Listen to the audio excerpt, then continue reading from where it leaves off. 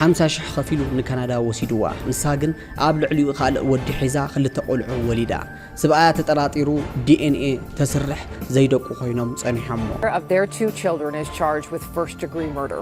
The children's bodies were found inside a vehicle yesterday morning. سلام فتوات تخاتاتلت مدبنا انكوع نابزي channel زي بسلام مزاخم باركس كبرات تخاتاتلت مدبنا نلومي حدا أنقب قداي بفلاي دما بتعمي زحزنن زسققن حدا بتعمي محزن زينا يحيزلكم قريبا زلخم كم زفلت اب محورا ميديا بسومنزي بركت بزبولو نغرات شير እንዳተገበረ ካብ ዝተረኸበ حدا قداي حدا ولادي نتوم كحلوهم زقبኦም ንጹሃን ደቁ ህይወቶም ከጥፍእ እንከሎም እዚ ድማ ኣብ ካናዳ ዘጋጠመ ፍጻመ ኣዝዩ ዝሕዝንን ዘስቅቕን እዩ ብላይ ድማ ነዚ ጉዳይ እዚ እዚ ኣቦ ነዞም ንጹሃን ደቁ ቀትሎም እንከሎም ንሕብረተሰብ ጥራሕ ዘይኮነስ ንመላእ ሰብኣዊ ፍጥረት ዘሰንብድ እዩ እዚ ተርእዮ እዚ ድማ ሳይንሳዊ መንገዲ ብፍላይ ድማ ወላዲ ንደቁ መቕታል ተባሂሉ ይጽዋዕ ከምዚ ዓይነት ጭካነ ዝመልኦ ተግባር ስለምንታይ ክፍጸም ተገዲዱ ንከይድገምከ እንታይ ክግበር ኣለዎ زبل نتفتات كم تسعب حيزلكم قريبا لخو سنة مكتتال. Of their 2 children is charged with first-degree murder. The children's bodies were found inside a vehicle yesterday morning. هاجر كندا حذير تراو أبون خلت دقو بمقتلو بقدامي درجة قتلت تخصيصو مهلاو تقاليصو. كمون ناي بوزع سب حتى اتتانكي انتايو. تاينا نبل يحرقاتو تخون كم زي لازميات تخون بزح زرباتاتي زرب انتاي غير مخن قتيلو مخون لازم دقو ويل اند حاسب صنيحي منالبات دبت مكينه مس اتوبس شنت خشين ديلو مخونو كمون زعبا زي حدش زوص حبريت الله كورات تخاتلت مدبنا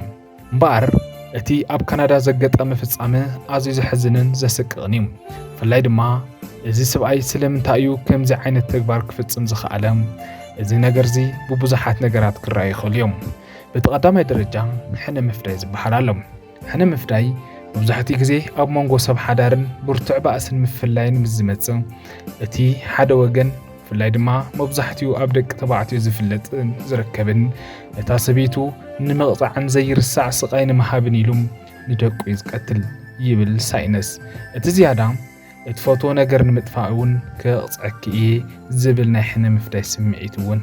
كوريلا يزمر بخالي وغن دما ناي مقصصار بحري زبحال الله زيون باور اند كنترول يبلو صعدوم اتسبعي كل ነገር ካብ ኢዱ ከም ዝወፀን ሰቤቱ ክትሕድጎ ምዃና ምስተረድኦን እቲ ናይ መወዳእታ ናይ ምቁፅጻር ስልጣኑ ንምርኣይ ዝጥቀመሉ ሕሱምን ሕማቕን መንገዲ እዩ ንደቅኻ መቕታል ብኻልእ ወገን ከቢድ ናይ ኣእምሮ ሕማም እዩ ክቡራት ተኸታተልቲ መደብና ገለገለ ሰባት ብሰንኪ ከቢድ ጭንቀት ፍላይ ድማ ወይ ድማ ካብ ሓቂ ዝረሓቐት ተሓሳስባ ስለ ዝሓድሮም ደቆም ኣብዛ ዓለም እዚ ክሳቀዩ የብሎምን ብዝብል ጉጉይ እምነት ሒዞም እዚ ተግባር እዚ እውን ይፍጽምዎ እዮም እዚ ግን ትክክለኛ ዘይኾነ ውሳነ እዩ ፍላይ ድማ ብድሕሪ ሞተይ መን ክሕልዎም ይዝብል ስግኣት ገለ ወለዲ ባዕሎም ክቆትሉ ወይ ድማ ከጥፍኡ ምስ ዝውስኑ ደቆም ብዘይ ንሳቶም ክሳቀዩ ከም ዝኽእሉን ብምሕሳብ ምሳየ ክወስዶም ኣለኒ ብዝብል ኣድላይ ዘይኾነ ሕማቕ ተግባር ዝብል ጥፋኣታዊ ስምዒት እውን ይሕድሩ ከይድገም ክቡራት ተኸታተልቲ መደብና እንታይ ክግበር ይካል እዚ ናብ ኩሉ ንክባጻሕ ሼር ግበርዎ ፍላይ ድማ ክሳብ መወዳእታ ድማ ተኸታተልዎ ዓብይ ትምህርቲ እዩ ፍላይ ድማ ንኸይድገም እንታይ ክግበር ከም ዘለዎ ምልክታት ምፍላጥ ብቐዳማይ ደረጃ ኢና ክንሪኦም ሓደ ሰብ ቅድሚ ከምዚ ዓይነት ተግባር ምፍጻሙ مبزحتي غزي ملكታት የርእዩ ምፍረራህ ምጭካን ሕማቕ ዘረባታት ምዝራብ ወይ ድማ ደቀይ ክወስዶም የዝብሉ ዘረባታት ምዝህሉ ብቐሊል ክረአ ከም ዘይብሉ እዩ ክነጥንቀቐኩም ንኽእል ብፍላይ ድማ ናይ ኣእምሮ ጥዕና ምክትታል እውን እዚ ኣዝዩ ኣገዳሲ እዩ ኣብ ሕብረተሰብና ብዛዕባ ናይ ኣእምሮ ጥዕና ዘሎ ግንዛቤ ከዓቢ ዘለዎ ብጣዕሚ ትሕዝማ እቲ ግንዛቤ ሓደ ሰብ سنك فتح وي بأسي سنة أمراو صاطي مسوز بوصحو قلطيفو ناي سنو لبونا حاجز كركب متبعون عدل أيوم زيجن فلاي أب عدنا فلاي دما أب حبشا بركز زبالة سرح تحت كرح زقبو أنا قريو زقود دايزيم فلاي نحق مخبار ناي سدرابيت مشتريو تبا هاي زحب أقف عتات كو قديز اللوا ملكتات عمز أب زرقاي اللقوان ንፖሊስ ወይ ንማሕበራዊ ግልጋሎት ምሕባር እውን ህይወት ከድሕን ስለ ዝኽእል እዚ ጉዳይ ምጥቃም እውን ኣድላይ ክኸውን እዩ። ብኻሊእ ወገን ብፍላይ ድማ ብጥንቃቐ ሰብ ሓዳር ክፈላለዩ ከለዉ ብፍላይ እቲ ሰብኣይ ዓመፀኛ ባህሪ እንተሃልይዎ እቲ ምፍላይ ብጥንቃቐን ብሓገዝን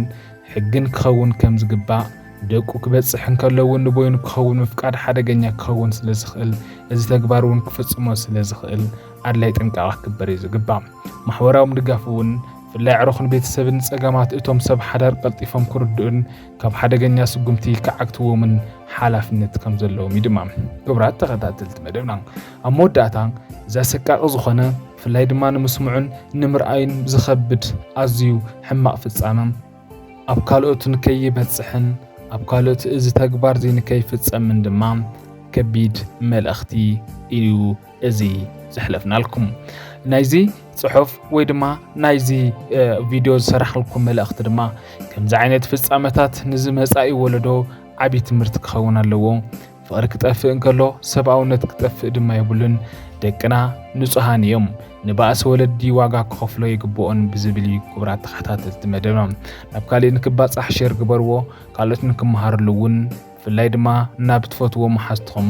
ሼር ምግባር ተሓባብሩልና። ብፍላይ ድማ ነዚ ቪድዮ እውን ላይክ ምጥዋቕ ከምኡውን ሓሳብኩም ድማ ኣብ ኮመንት ተቐምጡልና። ብኻሊእ ክሳብ ንራኸብ ሰሰናዩ ሰላም።